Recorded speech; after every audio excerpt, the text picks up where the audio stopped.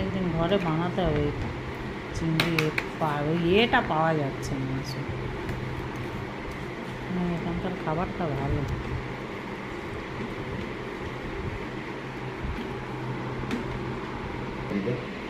কারা কারা কোথায়?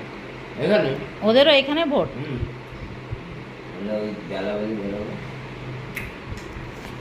কেন? পরের শনিবার তো পাতুরি মোদি এসছে আজকে না, ভেটকি পাতুরি এটা না? গতকাল।